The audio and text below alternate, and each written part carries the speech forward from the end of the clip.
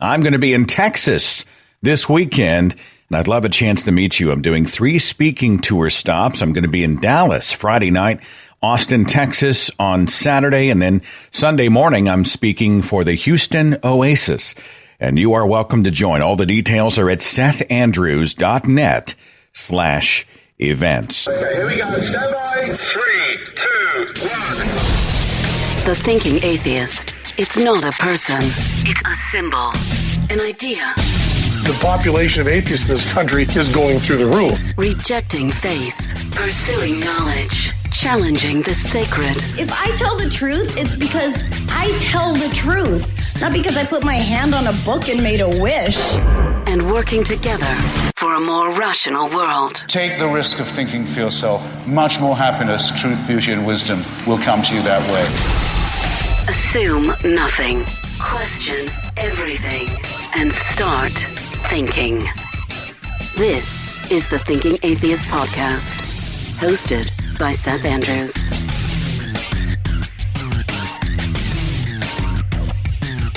You will notice in today's show, in the story that I'm about to tell, this constant undercurrent of threatened violence. Threatened in the name of God, actually. This is something that's common to many fundamentalist religions, certainly the Abrahamic religions.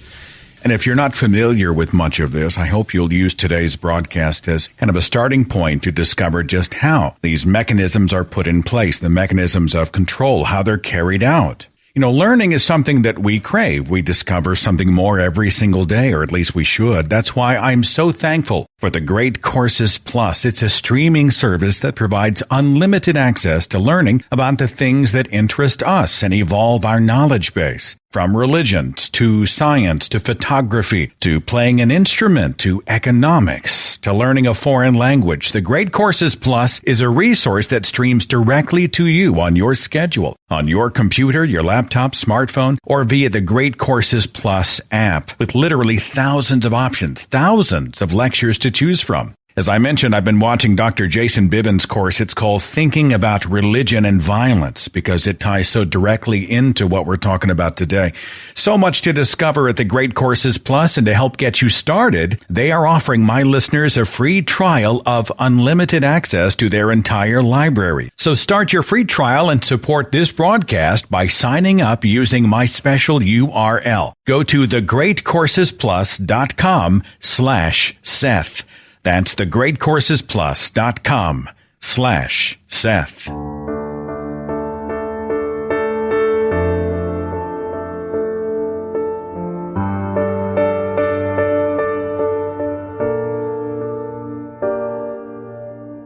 What you're about to hear is a true story. It's a story about a kid named Jimmy. Jimmy was the youngest of 7 children. He had 2 sisters, 4 brothers. And they were close. Or Jimmy'd always felt like they were close. You know, it was unthinkable to the young Jimmy that one day in his future, he would find himself a stranger, an outcast in his own family. And that the brothers that he was so bonded to in youth would be threatening to call for or perhaps even carry out his murder. Jimmy's parents had moved to the UK. They'd moved there from Pakistan, the Islamic Republic of Pakistan, with a full 97% of Pakistan citizens claiming Islam as their religion. After Indonesia, it is Pakistan that has the largest number of Muslims in the world. Jimmy's parents were relocating to the UK. They were in search of a better life, and their faith followed with them. Jimmy's brothers and sisters were born in London, raised in London. They were living in a part of London with a large South Asian community with South Asian religions comprised mainly of Hindus and Muslims.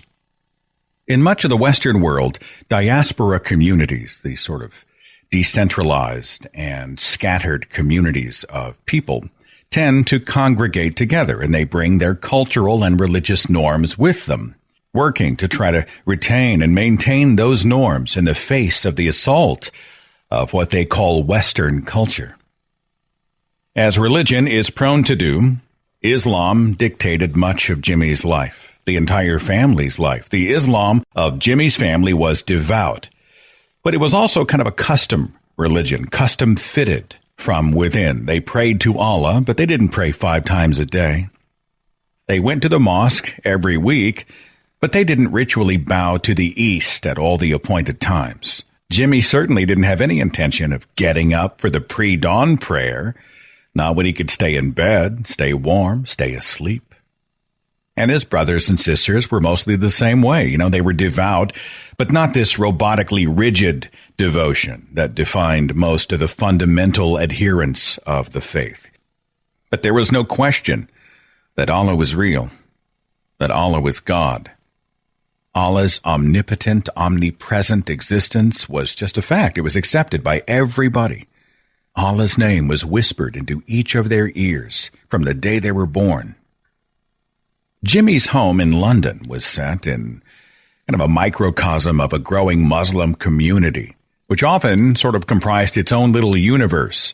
There was some interaction with the world. But when it came to beliefs and friends and customs and connection and the loyalty to one's own tribe, this portion of the community was a reflection of the Islamic nations that its people had come from. And as tribes often do, especially religious ones, this was a culture of separation. You can interact with the non-believers, but not in the most meaningful ways. And you have to reserve your friendships, your women, your interests, your likes and loves for those who share your culture, your traditions, your values, your religion. State schools were multi-faith schools, and participation in those schools made this inoculation against Western culture more difficult. At school, you learned about other religions. Of course, you were taught that those other religions were all false, or like with Christianity and Judaism, they were perverted, they'd been twisted. They were distorted forms of Islam that had lost their true meaning and subscription to Allah.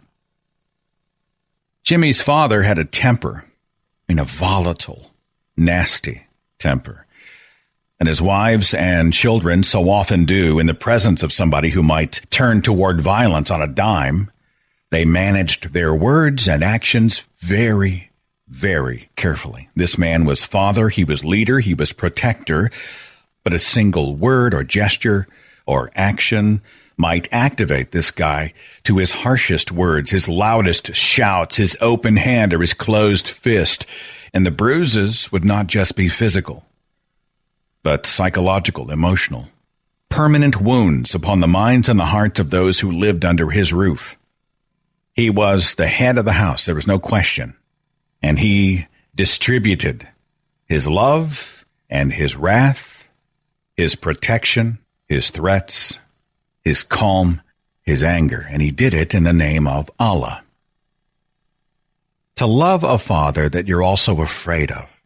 Is this not the model for the Abrahamic faith, right? God is love, God is anger. Please God and be saved. Displease God and be punished. Think, speak, love, live in the ways of God, or he's going to withdraw his mercy from you and you will pay.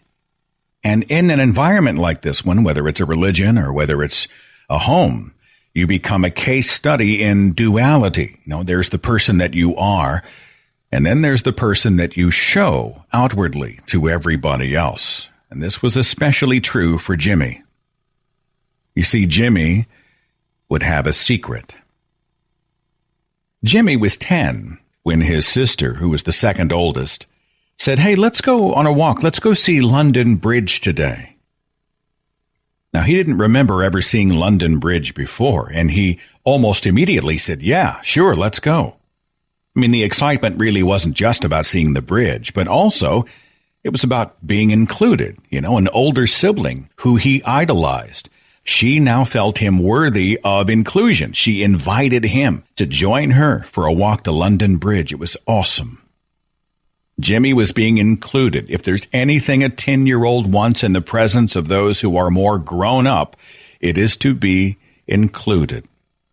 He was comfortably dressed. He was in shorts and a T-shirt, and Jimmy waited for her at the bottom of the stairs as she was getting herself ready to go. And it wasn't long before she finally came out. She was wearing high-tech trainers with black leggings and a jumper on top.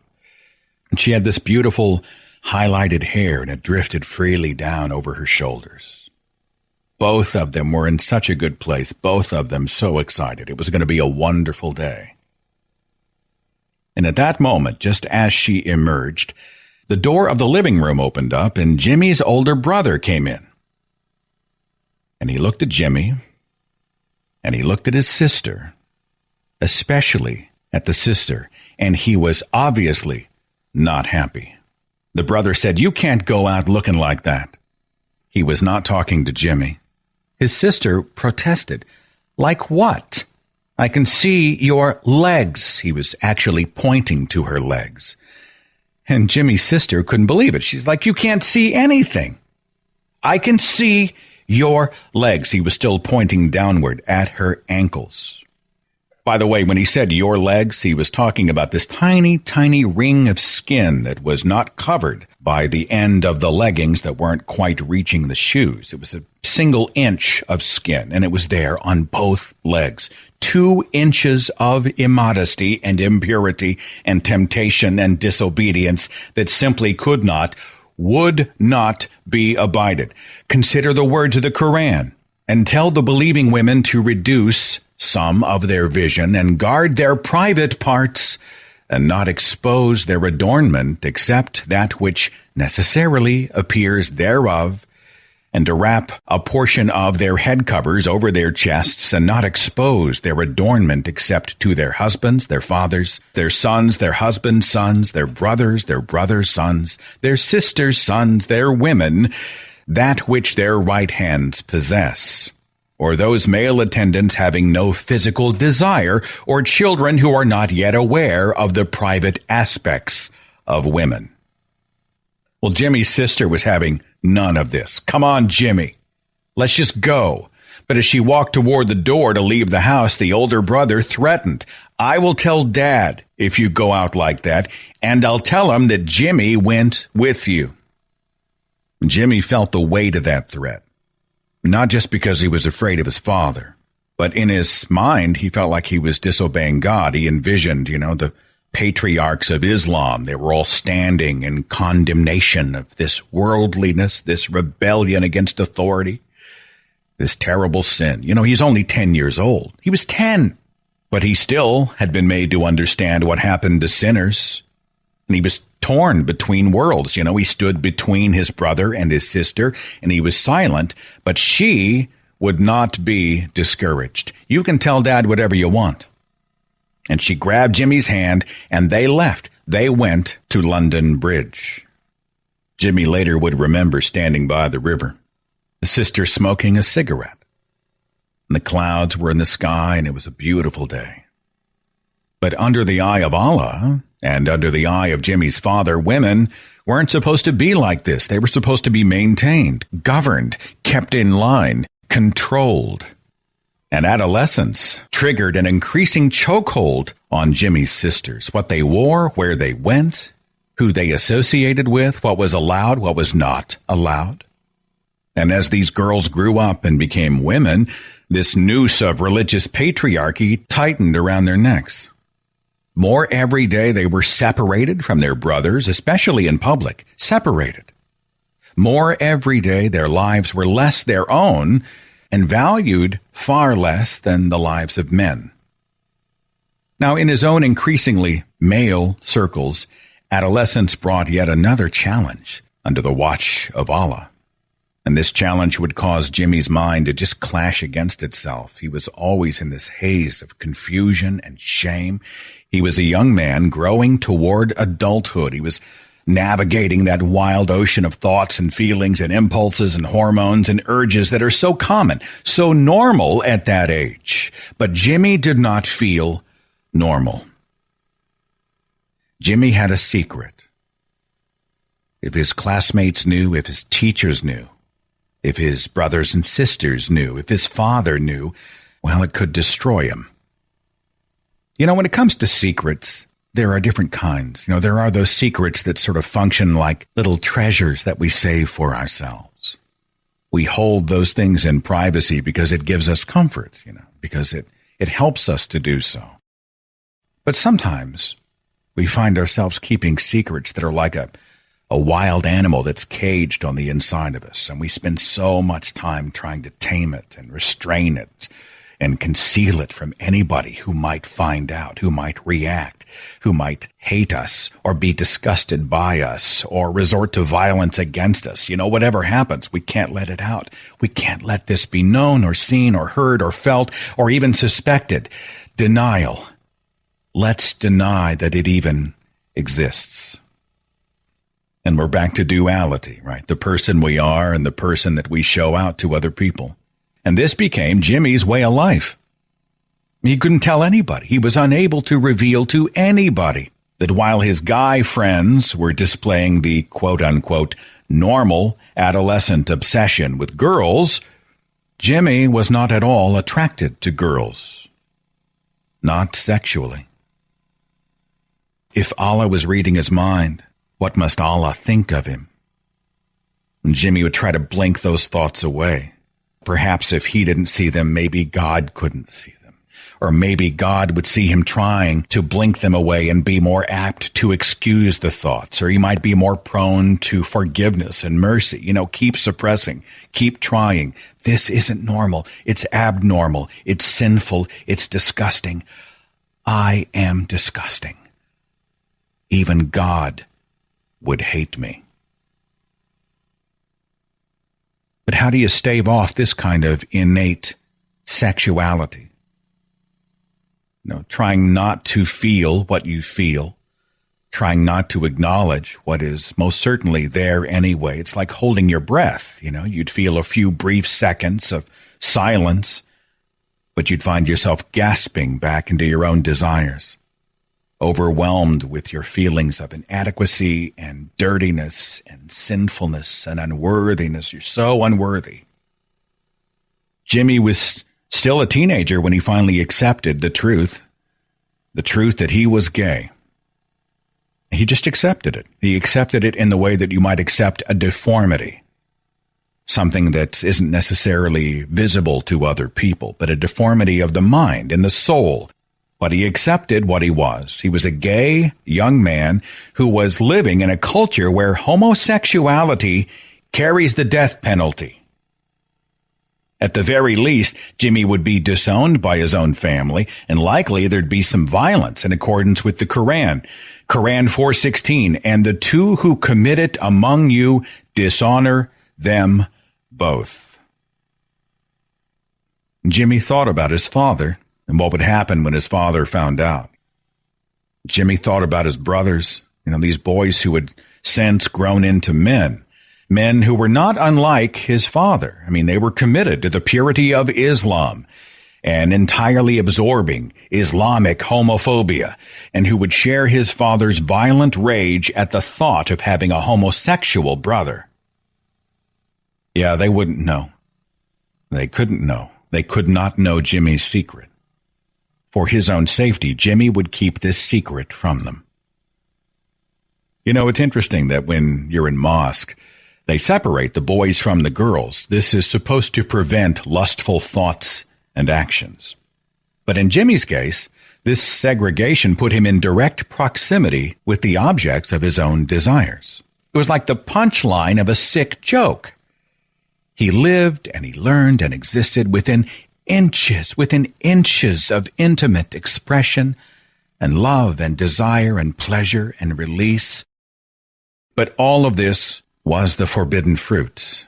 And so Jimmy's life became this kind of performance. He had a series of rules that he had established to keep him from being found out. When you sit in a chair, be conscious of how you cross your legs. Make sure you put the heel on the knee instead of crossing one thigh over the other. Don't do that. When you look at a guy, disconnect eye contact in a safe amount of time so that you can never be accused of staring at him.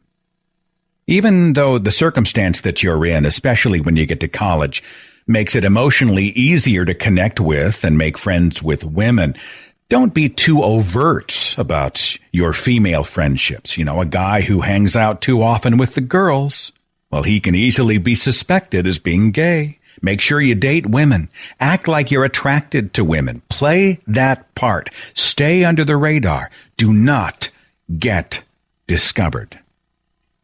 And Jimmy found himself wondering, is anybody else going through this? Is there anybody who secretly struggles with this same stuff? Is anybody locked inside this same prison? Jimmy hadn't yet acted on his sexuality and his sexual urges and desires and inclinations, but he couldn't resist his own nature, not forever. He couldn't maintain the secret forever, and he was so terribly lonely. It was fear that kept him here, fear about how his family and culture would respond to the news that Jimmy is gay. Jimmy remembered this scenario years before. His brothers were watching this TV show. And on the television, a gay man revealed his homosexuality to his family in front of a live television audience. And Jimmy's brothers could not believe it. And they pointed at the television and screamed, "Hey, Jimmy, look at this guy. It's crazy. It's perverse. He is kune." Now, in this culture, the Pashto culture, there's no word for gay. There is the word kune, which runs the gamut of slurs toward another human being. Kune, it's filth, it's scum, sodomite, fag, asshole, kune. Jimmy's brother was just outraged as this disgraceful guy on television was flaunting his perversion on the screen before man and God. The man's mother was already in tears. The man's brother was brimming over with rage. This was a circus. It was an abomination. And Jimmy's brother yelled out, "It's disgusting, don't you think?" Now, what does a secretly gay brother say in the moment? What does the role that you're playing require you to say? And after a moment, Jimmy finally said something, and he spoke honestly. He said, "I think he's brave, incredibly brave." That moment of honesty was just so refreshing, despite the risks. It was oxygen. It was liberation. Jimmy's brother couldn't believe what he was hearing. He was just incredulous. And he launched into a tirade, a rant. He was pleading the fundamentalist case that this kune represented a permissiveness and perversion that was linked to things like bestiality, pedophilia, incest, and the rampant evil that marked the end times, the end of the world. It was this long, loud sermon his brother gave, and Jimmy said nothing. And interestingly, Jimmy's mother didn't say anything either. She just stood there in silence. What did that silence mean, if it meant anything? Jimmy did a situational in his own mind about the day that his family found out about him. What would happen? His mother in tears, his brothers raging again in protest, his father joining the brothers as guardians of purity, and they'd lash out verbally or even physically. Insults would be screamed, doors would be slammed, fists would be thrown, or worse.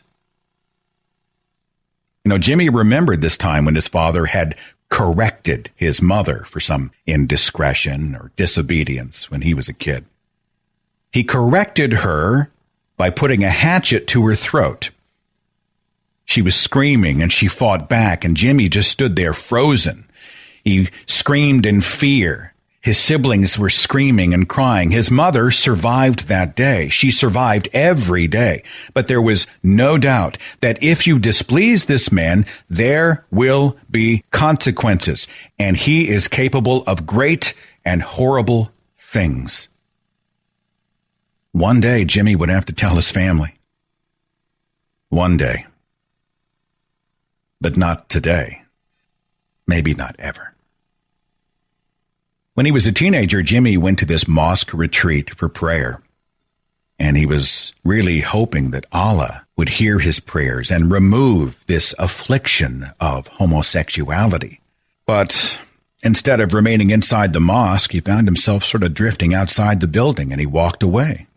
And how many steps had Jimmy taken before he realized that this kind of uniformity that's prescribed by religion, this toxic male mold of dominance over women and its ever-present threat of violence, wasn't something that he could fit into. He just couldn't do it. And he dreamed about freedom from all this. Freedom from these constraints, these cultural and religious constraints, these familial restraints. Freedom. Jimmy was 20 when he secretly started to explore the gay scene in central London. He was absolutely, completely alone, constantly in fear that somebody might see him when he walked into a gay bar. But at last, he would enter this world, this small little world where men could love men, where being gay was normal. It was welcomed, it was accepted, even celebrated. It wasn't long before Jimmy found himself being pulled out onto the dance floors and surrendering to the moments and casting off these inhibitions that he had had for so long. I mean, how many of these other men also had their secrets? How many of these other men were hiding themselves in their regular lives until they could get here to this sanctuary? What would Jimmy's brothers have said if they'd seen him here, dancing and cavorting and connecting with men? Jimmy found friendship here. He found friendship with people who were like him. One of Jimmy's best friends, female, well, he suspected she might also be gay. So one day, while she was driving a car and he was in the passenger seat, he decided to risk it. And he confided in her and he said, "I am gay."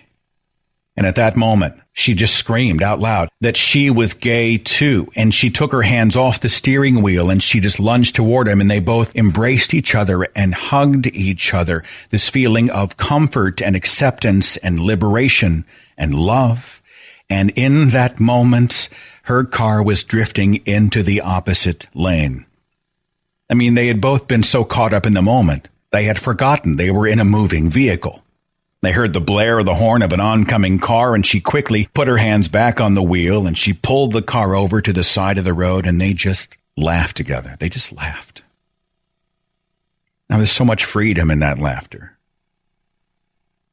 Years later, they'd talk about that day, and they'd say, we could have died right then, in that moment of connectedness, and been all right.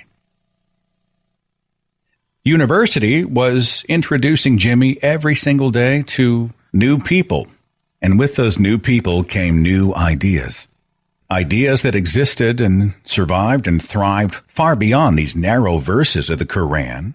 Ideas about gods and devils and myths and legends and facts and fiction, philosophy, faith, non-faith, sexuality in its many expressions, history, including religious history, science, critical thinking. Jimmy still lived at home, and he was studying. He was studying on the night that his brothers surrounded him in his own bedroom. They said they wanted to talk. And Jimmy noticed something immediately. He noticed how they had positioned themselves around him. They were surrounding him. There was one brother in the doorway to the left, there was one on the right side, and there was one directly in front of him. He was not getting out. Each brother was standing over him, looming over him as he sat there in his chair. And through this positioning and body language, there was a threat already clear, a threat that something terrible was about to happen. Jimmy put down his books. In his life, he had become a student of fear, like what fear looks like on your face, how you betray the thoughts and attitudes of fear. And so he took great care not to move or speak like someone who was afraid. On the outside, he projected an appearance of being strong and unconcerned and innocent. But underneath the skin, Jimmy had never been more afraid in his entire life. He said, "Is everything okay?" The oldest brother spoke first. He said, "Who's Gavin?" Gavin, who was a partner in intimacy and secrecy and friendship and passion, and oh my God, they know. But Jimmy tried to play it cool. Gavin's a friend. Why? A friend or a boyfriend? We know you're gay. This statement was both an accusation and a statement of fact. After all these years, the secret was out. The truth was out, and there were 3 men looming in judgment over him. Jimmy was not convinced he would escape with his life. and he braced himself against the shouts and the condemnations and the accusations so wild and yet now so predictable. The brothers were yelling and flailing. Their rage was so intense. Physical violence could break out at any moment. 3 against 1. This encounter blasted through the house like the angry shouts of Allah himself. We embraced you. We broke bread with you. We shared cutlery with you. We drank from the same glass as you. You've infected this whole house with your disease of sin. We don't know you. We don't want to know you. You are not our brother. Get out of this house. Those last 5 words would break Jimmy's heart. Those same 5 words would also set Jimmy free. The brothers didn't tell Jimmy's parents about his homosexuality, his abhorrent nature. The siblings sought to protect the parents from this kind of hideous news. Besides, once Jimmy was kicked out, well, this outcast would have almost nothing to do with the family.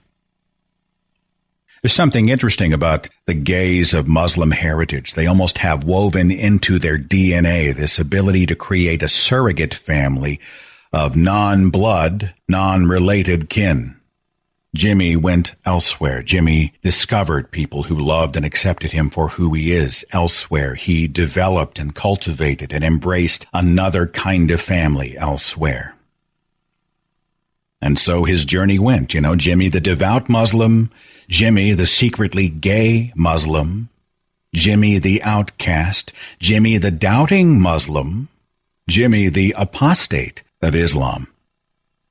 That's a second death sentence in fundamentalist Islam. In this long chain of forbidden and shameful deeds carried out by Jimmy, another link was added. You see, Jimmy took a job in a lingerie store. Now, Jimmy didn't take this job to shame his family. He didn't take the job to embarrass his mother and father and brothers and sisters. He took the job because he was not ashamed of himself. He was not ashamed of sexuality. And he was not inhibited as a human being or as a business person. He was honored for the chance to manage a new second lingerie store that was going to be opened in another part of town. And he'd worked a whole lot of years for the promotion. He'd worked very hard for this.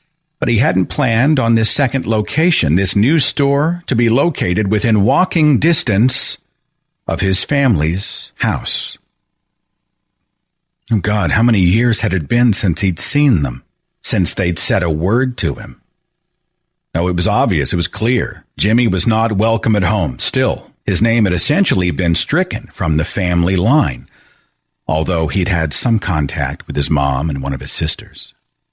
But how would his brothers, his angry and potentially violent brothers, react to the news that he was coming back to the family neighborhood openly homosexual, openly conducting himself as this promoter of sexual wickedness with a lingerie store? This flashing billboard of dishonor would be within a stone's throw of the family's front door. But Jimmy decided to risk it. He decided to take the promotion and to open the store anyway.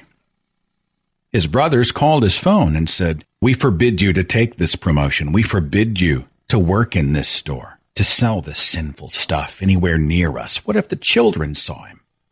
Would they think it was okay for them to be gay and to make a living doing such work?" And then the threats of violence came. They threatened that they'd wait for him outside. When he got off work, they'd grab him and hurt him. They threatened they'd come inside the store and vandalize it. When Jimmy still refused to conform to their threats and refused to give in, one of his brothers called him and said, "You better mind out you don't get shot." Messages were then passed through his sister that they were prepared to pay a hitman to do the job. Now, Jimmy understood very well the mechanisms of honor violence. He'd seen his sisters and his mother suffer firsthand.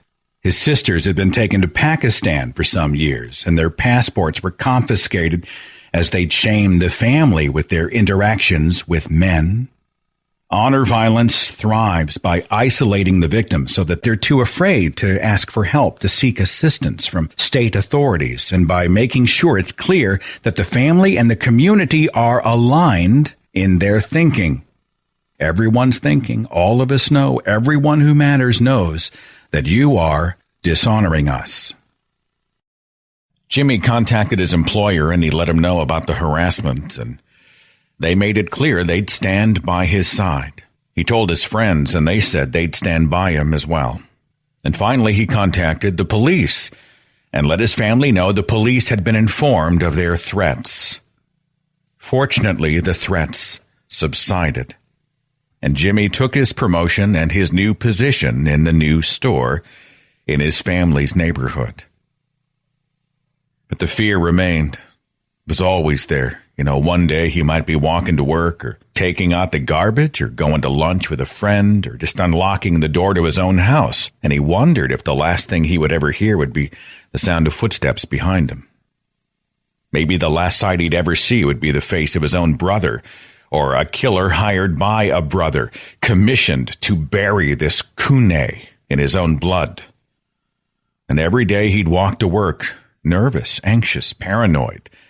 For over a year he did this until he was finally promoted to another store far away from his family's neighborhood. Disowning and ostracism of gays and ex-Muslims in the Muslim community is itself an act of coercion. The overall goal is to cast out and isolate you. You are alone, you're absent any support structure at all, you're denied the love of those you have come to depend on, and you are expected to fail at everything in your life. And they tell you this, you will fail. You are a failure. And as you're expected to realize and accept your own failure, you realize the error of your ways and how much you need the support of your family, your community, your God. And then you return, the prodigal. You are humbled and apologetic. You are repentant and penitent, and you throw yourselves at the doorstep of those who cast you out in the name of honor.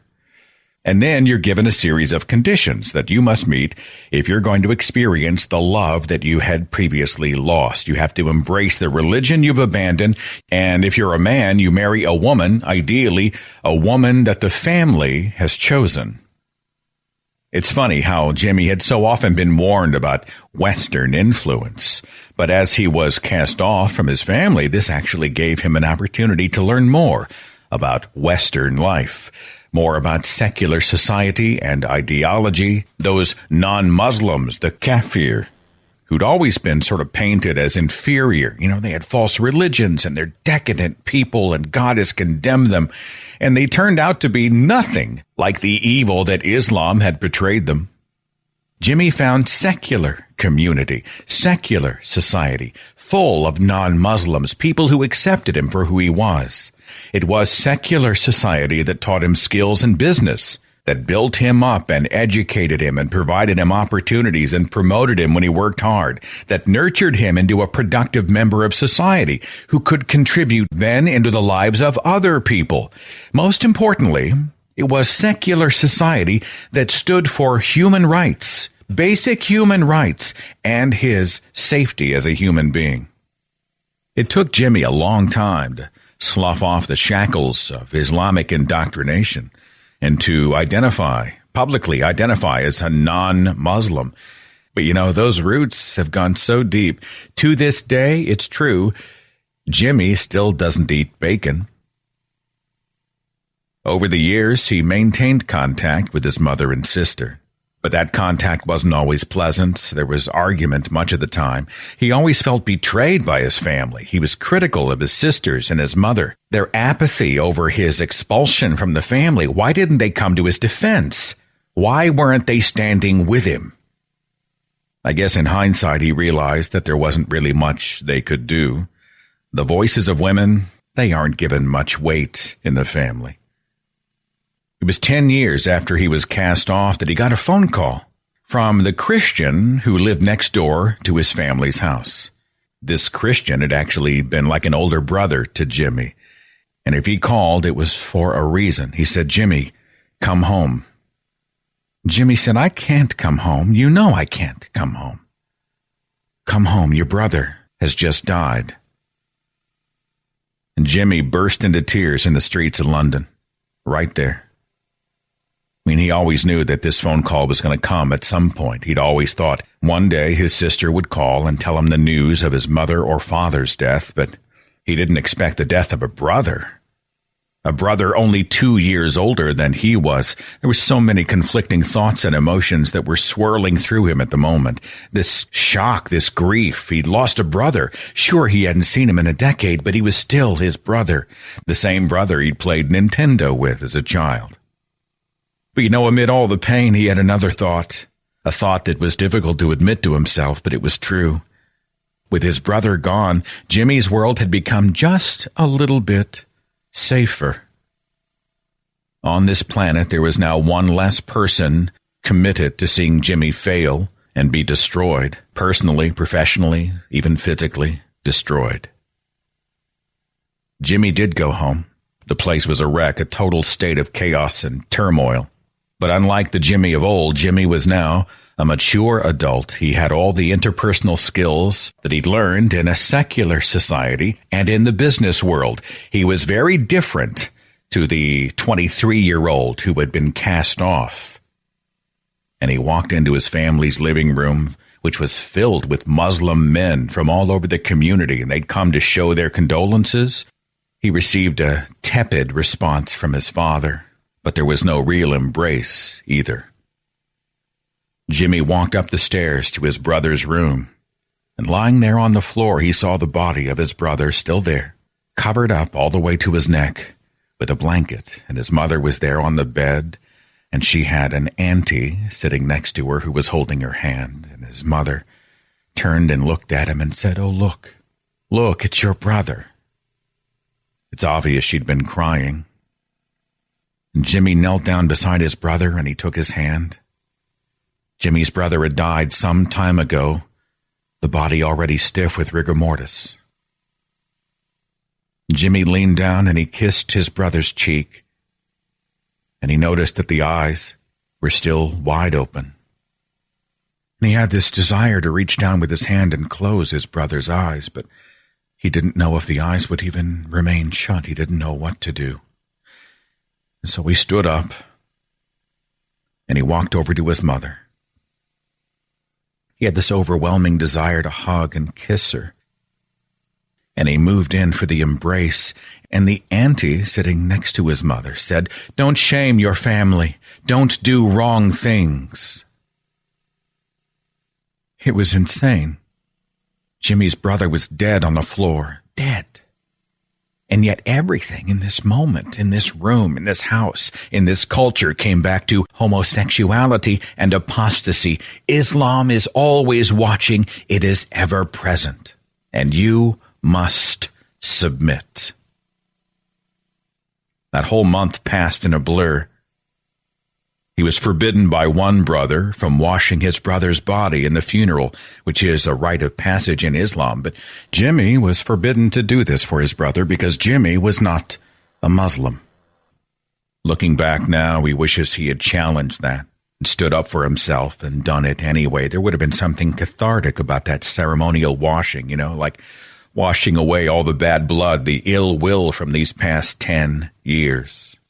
But he didn't want to make a scene at the time. He didn't want more conflict, and so he stood back. Jimmy didn't even attend the funeral. He didn't even go to his brother's own funeral, because if he had attended, he would have been relegated to the non-Muslim section, segregated, an outsider. And of course, this would have led to so much scandal and gossip, and his parents would have been even more ashamed. Jimmy had to admire the way this community came together around the death of someone.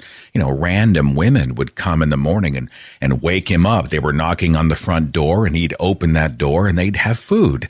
And they'd bring tea that they'd made in crockery they'd taken from the home the night before. There was a connection here. There was a system here. There was support here, as long as you were an insider. Jimmy didn't know what else to do with himself. Well, in the house, he kind of took on the role of a caretaker. He cleaned up the house, he looked after the kitchen, he checked on his mom and dad, and he slept on the floor of his mother's bedroom. His mother even told him, you should move home now. Now that your brother who lived in this house is gone, you should move home and take his place. Jimmy politely declined. Watching all of this happen all around him had sort of galvanized much of Jimmy's thinking. In fact, it was this particular event that served as the stepping stone toward more activism in Jimmy's life, activism for human rights, and activism for ex-Muslims. Jimmy doesn't really interact with his family anymore. He's not afraid anymore. And he's let the bad blood and the resentment and the animosity go. In his own life, in his own heart and mind, he has moved on. He's moved forward. Jimmy is an ex-Muslim activist, and he is a public critic of the Islamic patriarchy, how Islam treats women and gays of Muslim heritage. He runs a wellness practice. He has clients all over the world, and he focuses on equipping people who have chronic health conditions to help recover and have a meaningful life. His story is actually published in the anthology Leaving Faith Behind, the journeys and perspectives of people who have chosen to leave Islam. He is a spokesperson for the Council of Ex-Muslims of Britain. He's a committee member for Faith to Faithless, an attendee of the International Ex-Muslim Coalition, and he is the resident life coach at Free Hearts, Free Minds. He is the listening ear, the word of counsel and advice and encouragement and support and acceptance for people who live in Islamic nations suffering from depression, anxiety, even thoughts of suicide. They have no one to talk to because of blasphemy laws that call for their own execution, but they can talk to Jimmy. Privately, sometimes even anonymously, they talk to Jimmy. And in his life, he is using his own experience as one who was once cast off, shamed, and threatened. He's using that experience to help others experiencing the same kind of thing, telling them it's going to be all right, telling them that they're not broken, telling them that they are loved and valuable, and that there is a great and amazing world beyond the boundaries of Islamic culture that he would like to help introduce them to in whatever way he can. I want to thank Jimmy for allowing me the opportunity to share his story here. And I would like you to meet Jimmy Bangash. He and I are going to have a one-on-one conversation about the story I just told and much more in just a moment. I will be right back.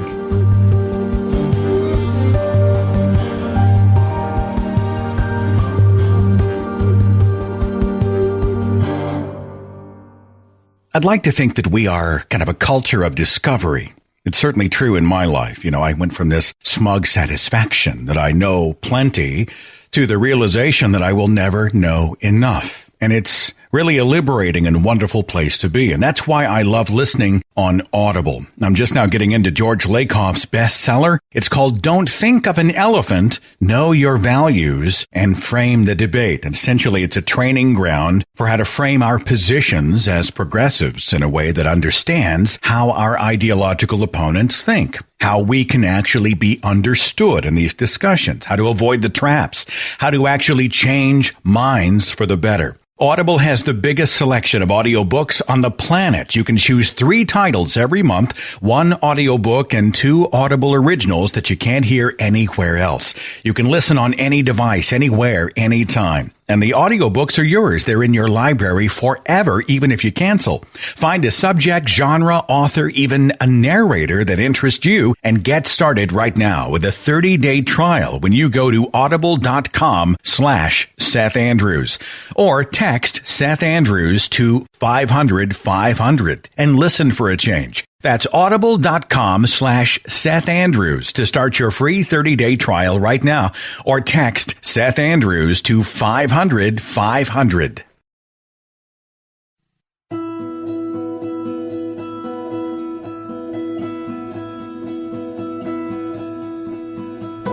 I opened the broadcast with the story of Jimmy Bangash, an advocate for gay ex-Muslims and for human rights in the face of oppression. He's a spokesperson for the Council of Ex-Muslims of Britain.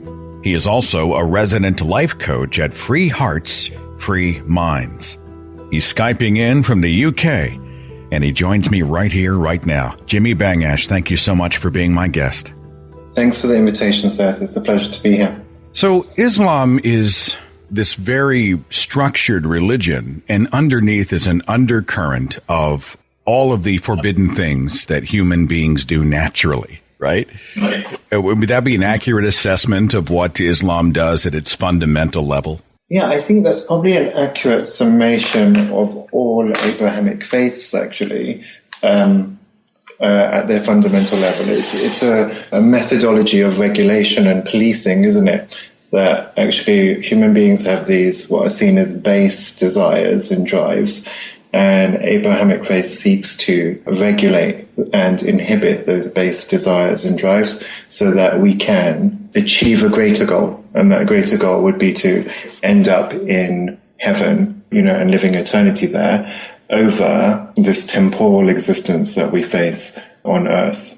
And I think I was going to say one of the interesting things about Islam is actually, as you've seen Christianity kind of maybe reform and dilute and become less policing and less inhibited about the human condition, and the same with Judaism, the position of Islam actually is very much that Jews and Christians received the word of Allah and they received the original message, and that over time they've distorted that message.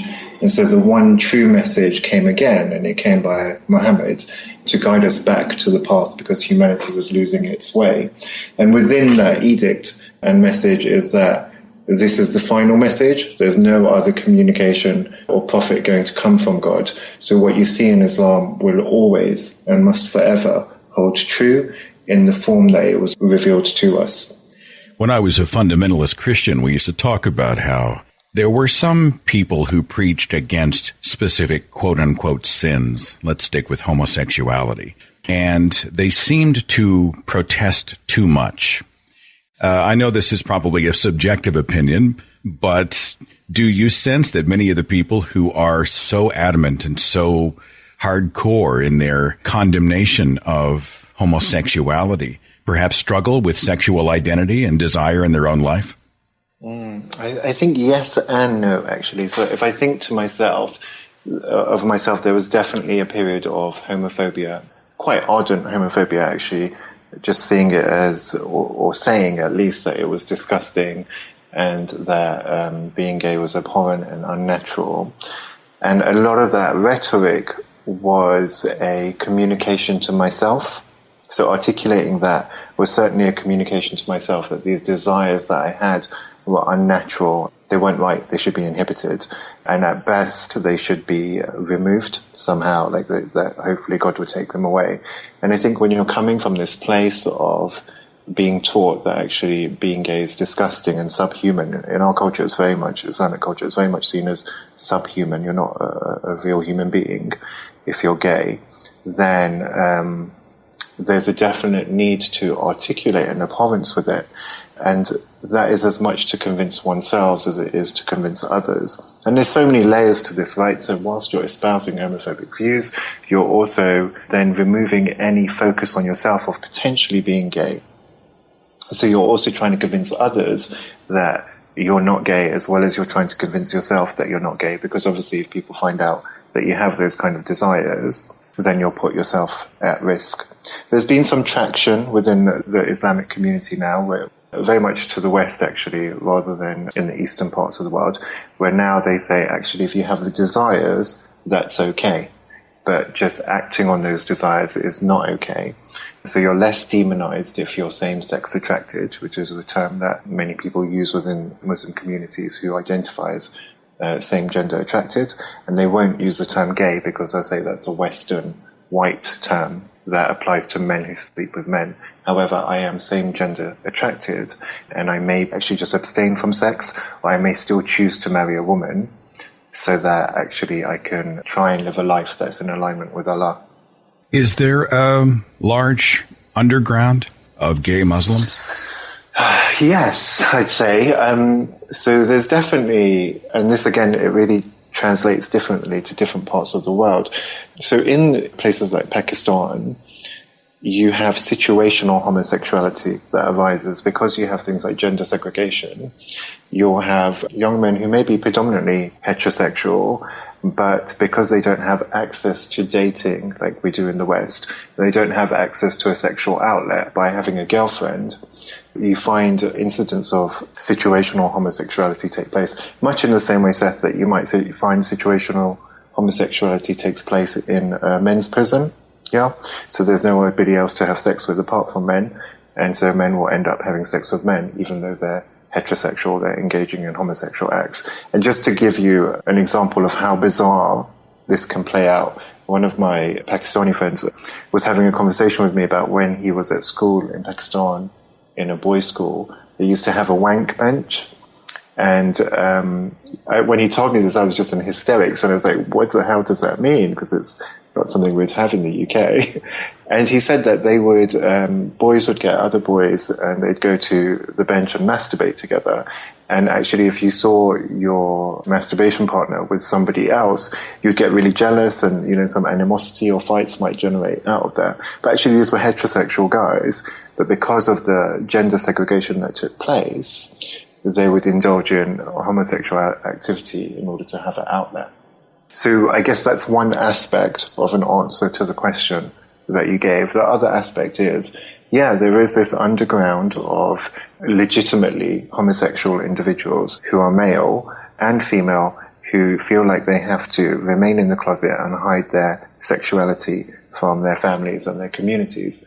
And this plays out in all kinds of ways. So one of the ways is we talked about saying that I'm same gender attracted, and then actually marrying a woman in the hopes that that's going to make you either straight, or at least if you're not straight, you'll end up having a wife and some kids, and you'll live a life that's in alignment with the edicts prescribed by Allah. Another way that can play out is that you can have a gay man find a gay woman, and the two of them will get married, and they'll just have what we call a marriage of convenience.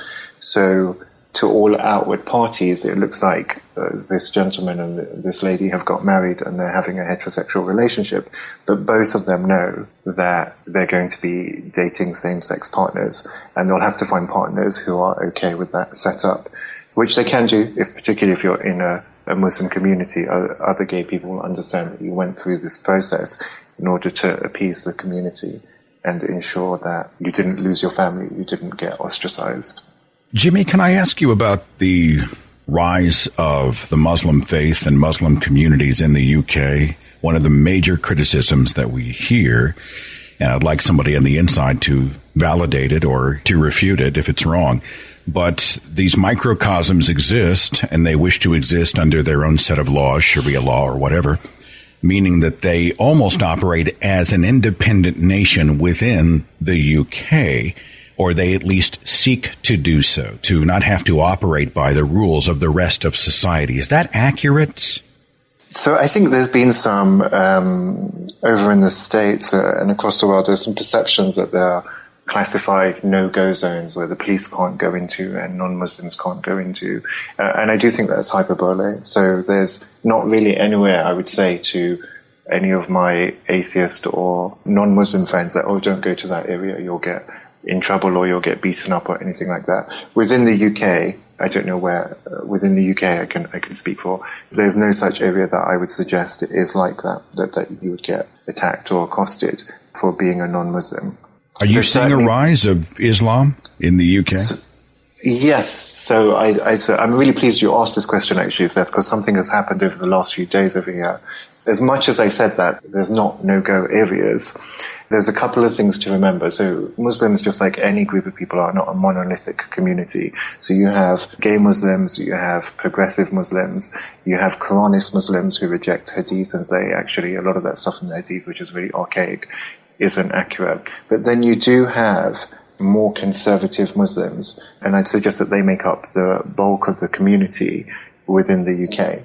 So Channel 4, which is one of our television network providers, they did quite a robust and thorough poll across the UK, and it was called What British Muslims Really Think.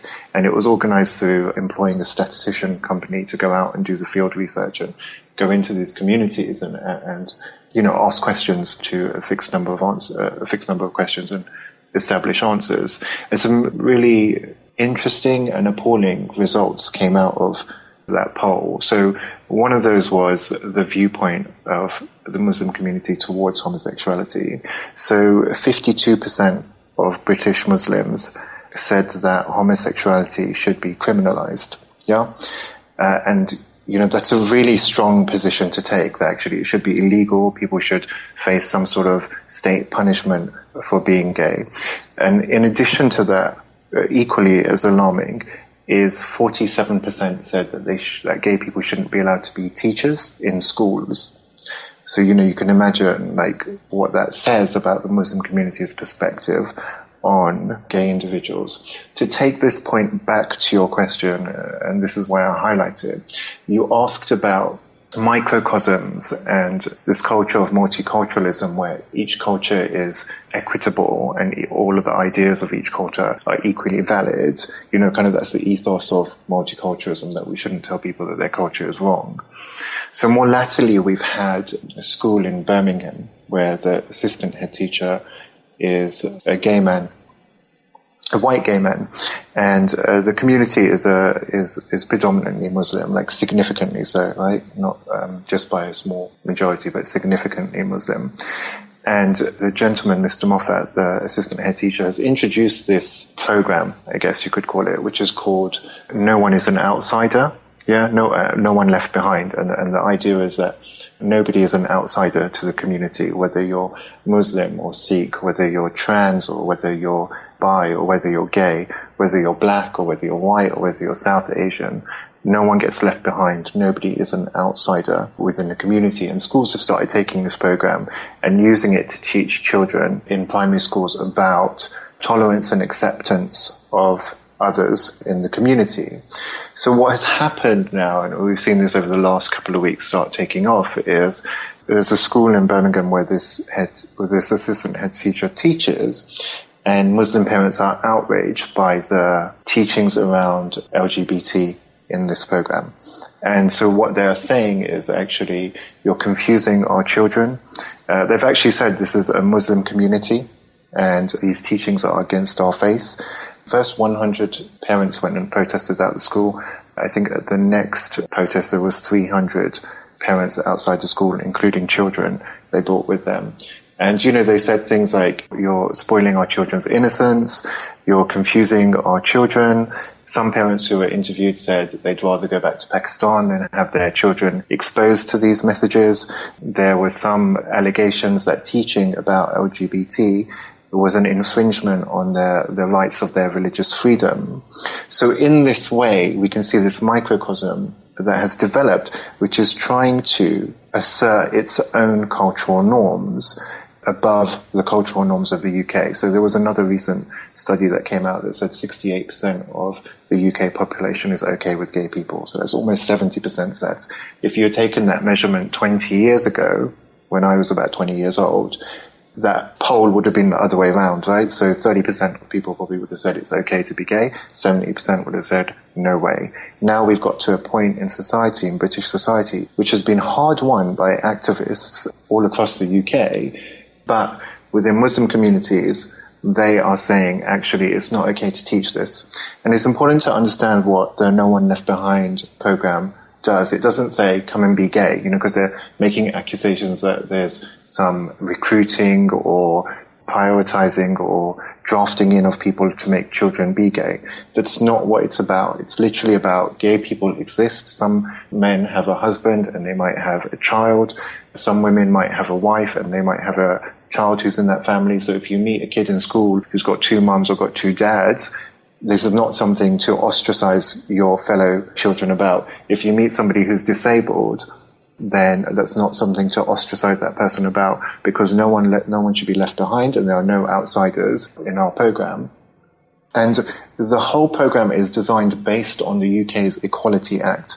So in 2010, we had an Equality Act which feeds into employment law, and it kind of gathered the different threads of employment discrimination, so disability, gender, religion, race, sexuality, and all of them, and it brought them together into one act, which we call the Equality Act. So the school program is based on that, and it addresses race, religion, all these different facets that are enmeshed within UK law and seen as areas where people should not be discriminated against. And it has decided to start instilling this tolerance and this non-discrimination at a very young age in children, so that when they grow up into adults, they don't undertake discriminatory practice. And also, they're able to assert themselves. If you teach somebody that, you're black, but you shouldn't be treated as an outsider from when they are young, then when they suffer racism, they're able to assert themselves because they understand that's not the ethos of the society that they live in. But we see the Muslim community trying to push back at this and say this isn't okay. It's infringing on our religious beliefs, and you're promoting homosexuality and homosexual beliefs in our community. And one of the ladies who was chief in organizing it, she's actually on camera saying, she was quoted as saying, this is a Muslim community. The idea that this is a Muslim community is just, it's almost irrelevant, because actually you're living in a secular society. The wider society of the UK is secular. Our laws are secular. Whether you're a Muslim community or not, or whether you're a Christian community or a Jewish community or a Hindu community, it doesn't give you scope to inhibit the nation's ethos of tolerance. Talking here with Jimmy Bangash, who is a former Muslim, now apostate, and a human rights activist, and we were going to talk for just a moment about that. But where I get hung up a little bit, and I love the idea of inclusiveness and respect and tolerance for other points of view, other cultures, other people. Where I get hung up a little bit is, how do they balance something like homosexuality or non-heterosexuality, might be a better way to say it, which is an innate, hardwired part of someone's identity, and say Islam, which is an idea which can be accepted and or rejected. So I think, Seth, it might be useful to slip back into your former paradigm and view the world from a perspective of a fundamentalist Christian. Because certainly when I was Muslim and I heard about homosexuality, it was characterized within my paradigm as a lifestyle choice. It wasn't seen as something that was innate, actually. And I think where Christianity or Western societies have moved to this trajectory of tolerance, they've also included in that rhetoric a conversation about, listen, gay people aren't just being gay because they woke up on a Tuesday and decided to be gay because it was fashionable or something like that. But when we look at the conversation 20 years ago within Western society, it was very much gay people are choosing to be gay. So the Muslim community is behind on that trajectory. So there definitely are huge swaths of the Muslim community that feel like you being gay is completely a lifestyle choice. You could not be gay if you chose not to be. If you married a woman, you wouldn't be gay, or you wouldn't be as gay, or your gayness would evaporate. So I think there's that aspect, which is the first challenge to your question, is this understanding or this assumption of understanding within the Muslim community that sexuality and homosexuality is innate. Certainly, Seth, heterosexuality is innate. That's how it's seen within the Muslim community. But any other sexuality would be seen as deviant, and it might be seen as a choice or due to trauma or bad parenting or exposure to porn or living in the West, or all of these kind of things would be seen as reasons why you are gay, which ties back into the conversation about that assistant head teacher and the program that he's running. Because the fear is that by teaching children that it's okay to be gay, more people will be gay, more people will choose gay, less people will fight being gay, and that will increase the number of gay people in their community. Forgive me, by the way, for jumping right off the bat into the deep waters. And let me just ask you on a personal level, how are you? How are you doing? How's your life these days, man? Pretty awesome, actually. I'm doing fantastic. Sometimes busier than I'd like to be, but life has completely transformed since I've stepped into an authentic way of living that is full of integrity and honesty. And I think, there's so many facets to that enrich my life. So one of them is just being involved in activism work and helping people who are going through the initial stages of that transition out of Islam, or individuals who are from Muslim heritage who are beginning to understand that they are LGBT, and just helping them on that journey and move forward. And that brings a lot of enrichment and fulfillment into my life. Other than that, yeah, I think one of the really interesting things, and this has only happened maybe in the last 5 years, Seth, is when you are a gay ex-Muslim from a Pakistani community who has been disowned, one of the things that happens quite swiftly is all of your friends become white.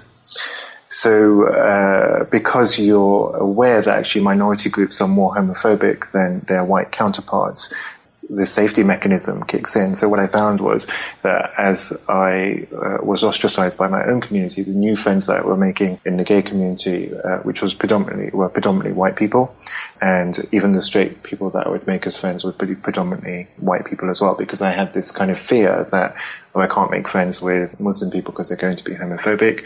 And homophobia is quite an elevated level within the black community as well. I don't know what it's like where you are within that community. So Reggie Yates, who's a journalist in the UK, did a documentary on homophobia in the Muslim community and the black community, because they're two of the most homophobic communities in the UK.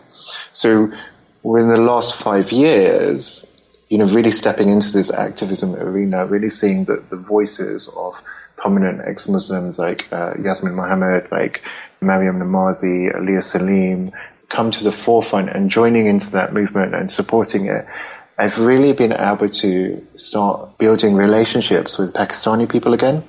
Because it was really a bizarre thing to have no Pakistani people in my life, being a British Pakistani myself. And, so there's as simple as cultural jokes or cultural foods that I would eat before that just absolutely disappeared from my life.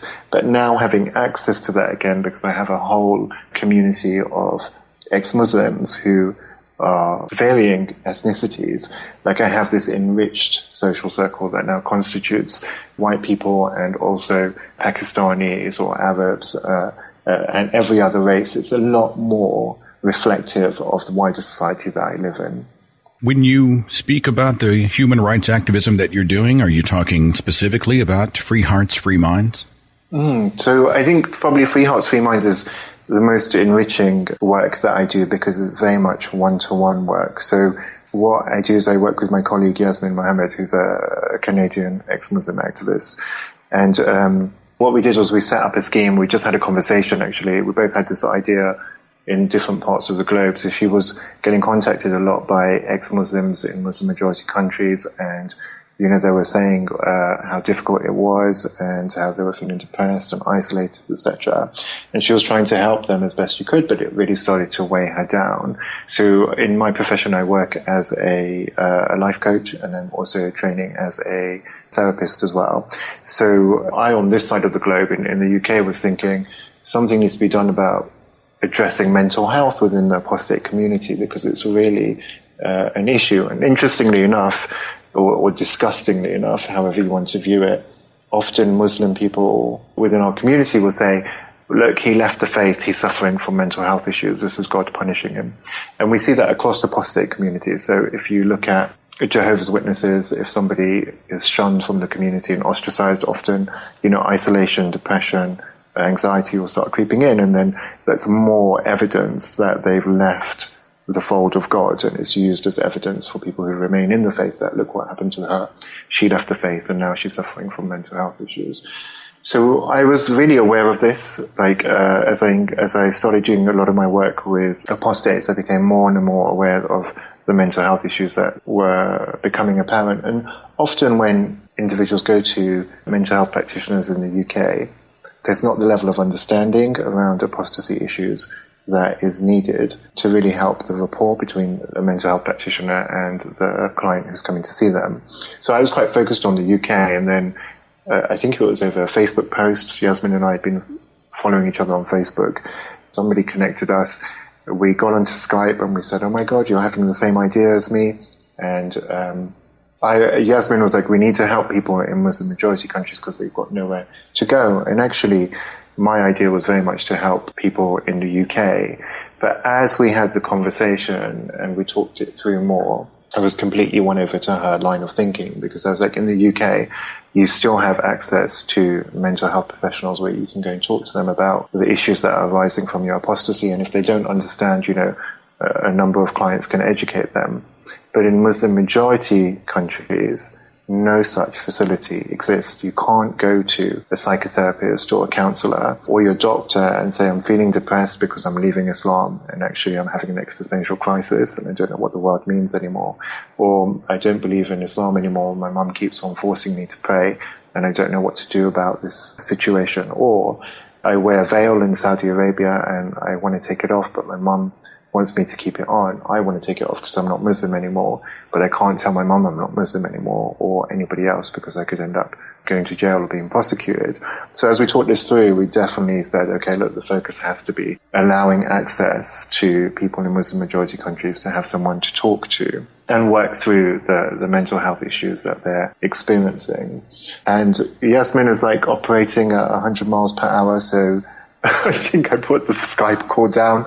Within 48 hours, she started a GoFundMe page so that we could get funding. We started seeing clients about 2 weeks after that. And now I work one-to-one with people who come to me through the scheme, helping them to just go through different areas of this transition. So if I think about the clients we worked with, I've been working with, we offer them 6 sessions, we offer them 6 sessions of coaching. It's very forward-directed and action-orientated stuff. This is not psychotherapy or counseling where an individual will look back at their past or their childhood and talk about everything that's going on, which is valuable, definitely, but because we only have 6 sessions and we have limited resource, what the objective is for us is to really help these people to shift their locus of control so it's internal and that they can feel in charge of their life and like they have got choice and they have got the ability to enact change. So, for example, I've been working with a girl in Saudi who exactly had that situation. She's ex-Muslim. She wants to take off her niqab, but everyone wears a niqab, which is the face veil. And, working with her and looking at the way that she communicates with her family and giving her access to different ways of communicating, different access to ways of being assertive in conversations, she was able to get to a point where her mum agreed that she doesn't have to wear the veil anymore. We were working with somebody in Pakistan who had undergone, physical violence and trauma due to being discovered of being an ex-Muslim and become very insular and wasn't leaving the house and was actually suicidal when I started working with him. And by the end of the 6 sessions, he was in a different place and he was no longer suicidal, was able to start seeing that there was hope and choice in his life and was talking about careers and jobs. In addition to that, sometimes what we find is that people really retreat into themselves. There's this huge paranoia that they're going to be discovered and that could lead to all kinds of ramification from state-sanctioned executions to imprisonment, but also to violence from family and the community, like mob lynchings and such. And helping these people, because my background is so much in activism, helping these people to connect with other ex-Muslims across the globe, across the Middle East or across South Asia, so that they can start having conversations and seeing that they're not the only one, start releasing the frustrations with people in dialogue so that they, get a lot of this feeling and this animosity out. And what that tends to do is improve the relationships with their families and friends, because part of the issue with the families and friends is that they're being very Muslim and in Muslim countries, and there's a dissonance between what the individual I'm working with feels when conversing with their family and friends, and they have no outlet for it. So by setting them up with other communities of atheists across the globe who share a common apostasy of Islam, they're able to have an outlet and vent and articulate their frustrations so that it's no longer being directed to the friends and family that they have around them, and that makes a huge difference. And one of the other things which is really basic in terms of a human need is starting to understand that there is a potential to find a husband or a wife in their life. Because some people come to us and they've got this position where they've become so isolated from their wider community that they think they'll never actually end up getting married or finding a spouse or a partner. But as they start working with me, and then they start engaging with organizations that are out there that support ex-Muslims, they're able to see that there is hope for them to find a partner. And that's a really big deal as well. Most, I think, or many ex-Muslims are able to do this work without any support from myself. They're able to reach out to activist organizations, or go onto Reddit, or go onto Twitter, or go onto Facebook. But the people who tend to come to the scheme have reached a point where they don't have the self-confidence to be able to do that. So it's those people that we work with that help them to move that next step and take that next step, so that they're able to reach out to people and develop their self-confidence, their assertiveness skills, overcome those overbearing relationships that they have with their parents, and shift the dynamic in their home. The website is freeheartsfreeminds.com. There is on the homepage the opportunity to become a patron and or make a one-time donation. Jimmy, as soon as we finish the interview, I'm going to become a patron and I'm going to make a donation. And I'm going to encourage my listeners to do the same. This is life-changing work, and I would love the opportunity, if I'm ever in the UK or if you're ever somewhere in my neck of the woods, to be able to shake your hand and thank you personally for sharing your story and for being such an inspiration and encouragement to so many people who need you. You are changing the world, my friend. Thank you, Seth. It's a pleasure to speak to you, and you are right, it is life-changing work, and oftentimes it's life-saving work as well. Like, I'm so pleased to have the privilege of being able to facilitate change in these people's lives and help them take them from one place to another where they can, embrace agency and positive change and help them find a direction in their life. It's been a pleasure speaking to you. The website, freeheartsfreeminds.com. My friend, thanks again, and we'll talk again soon, okay? Take care. Follow The Thinking Atheist on Facebook and Twitter for a complete archive of podcasts and videos, products like mugs and t-shirts featuring the Thinking Atheist logo, links to atheist pages and resources, and details on upcoming free thought events and conventions. Log on to our website, thethinkingatheist.com.